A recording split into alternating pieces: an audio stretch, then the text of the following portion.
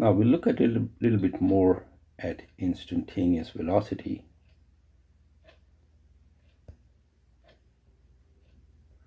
Assume that an object is moving in the x direction and x equals 0, and at that point t is 0. Let's make a table.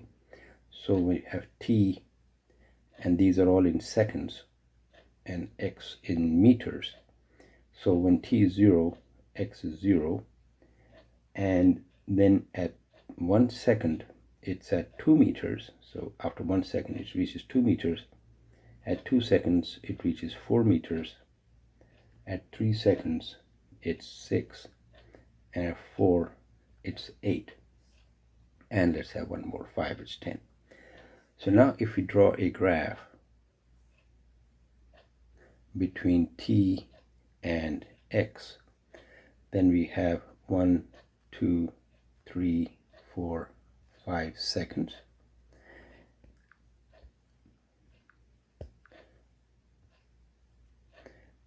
And the position is, let's say, 2, 4, 6, 8, and 10. Then at x equals 0, it's 0.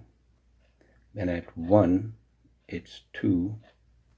At 2, it's 4. At 3, it's 6.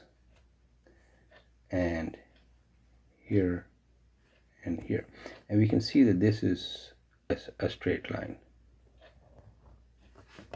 Now, if we look at how far it has traveled here, let's say the velocity, then in 1 second it has covered 2 units. So the velocity is delta x over delta t, so it's 2 over 1.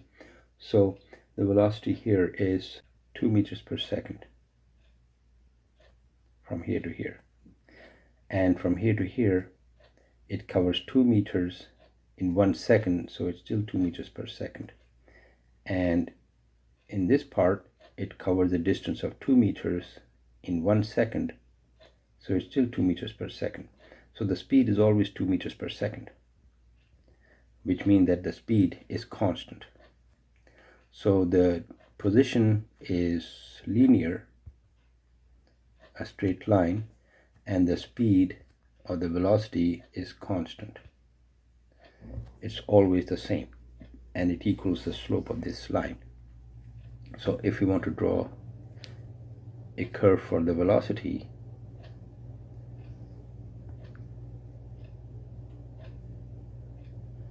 this is t and v, it would be a straight line, and it's 1, 2, 3, and these are meters per second. So it's always at 2. So we'll get a straight line. V is 2 meters per second. So this is a case of a constant velocity. Now let's take another case, and we take somewhat different data. Let's say that t and position, so the time is 0, 1, 2, 3, 4, 5, and the distance is 0 and 0.5. But in the next part it travels a little bit more, so it's 1.5, 3.0, 5.0, 7.5. These are the positions at these times. So if we draw this graph, t and x, so we have 1, 2, 3, 4, 5 seconds, and this goes to 7.5. So let's make that as 2, 4, 6, and 8. So at 0, the position is 0. At 1, it's 0.5, so that's 1. So 0.5 is going to be here. And 2, it's 1.5, somewhere here. At 3, it's 3. And at 4, it's 5. And and at 5 it's going to be 7.5, so 7.5 somewhere here. Now if we join these points with a smooth curve, we see that the curve is turning upwards. So we get a curve, and so the slope is different at different points, which means the speed is different. So now if we get the speed, we'll see that from here to here it's 0.5 over 1, so the average speed is going to be 0.5 over 1 is going to be 0.5. And in the next part, it's the distance is 1 and the time is 1, so it's 1 meter per second. And here it's 1.5 over 1, so it's 1.5, 2, and 2.5. So the speed is continuously increasing. So let's remove this. So we can see that the speed is 0.5, 1, 1.5, 2, and 2.5. So now if you make a graph between t and v, so this was position, this is for speed, units are meters per second, and we can have this as let's say 1, 2, 3, 4, and we try to get the same time intervals here, 1, 2, 3, 4, and 5. Then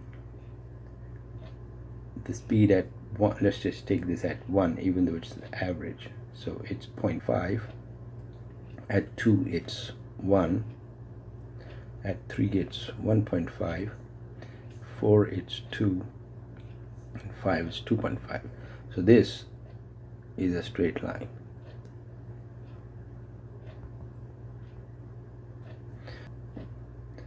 That means that the velocity is continuously increasing.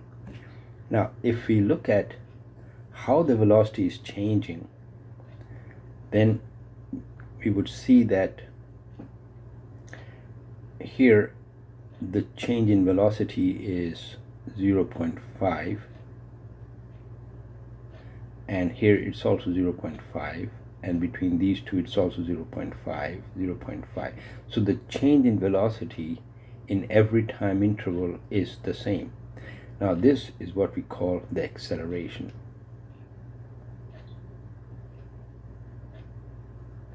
The acceleration is the rate of change of velocity. So in the earlier case here, the velocity was not changing. That means the acceleration is 0, because the velocity is constant. The rate of change of velocity is 0. And here the velocity is changing, so there is a rate of change of velocity, and that is the acceleration. And the acceleration is written as v final minus v initial over the time.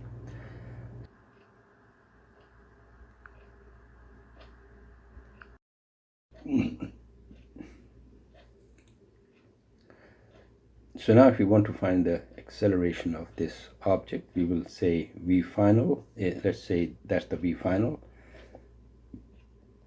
2.5 meters per second, and v initial is 0, and the time is 5 seconds from 0 to here. So it comes out to 0.5 meters per second. Well, the units here are meters per second, and second becomes meters per second square. So this is the acceleration, and it's constant from over the whole distance, and it's also the average acceleration. So the acceleration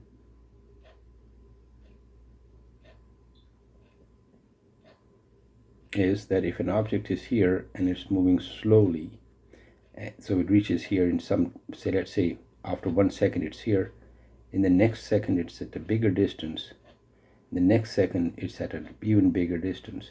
So it keeps increasing the distance that it travels in every 1 second. So t was 0, 1, 2, 3, 4. So it covers a bigger and bigger distance as it goes along. So it's getting faster.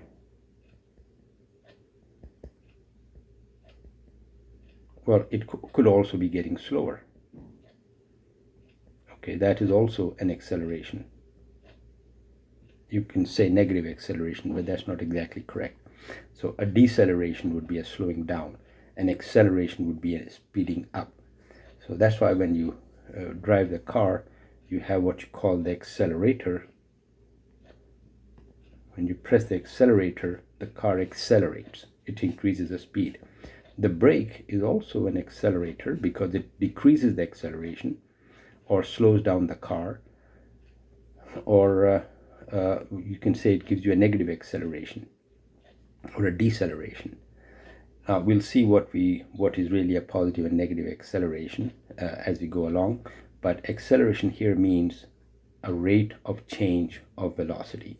So your velocity is changing. Now, if we draw on the same scale for time, so we have 1, 2, 3, 4, 5, and we draw the acceleration here. Well, the acceleration we found was constant for each interval of time, so the acceleration will be a constant value. A is constant and the value is 0.5 meters per second square.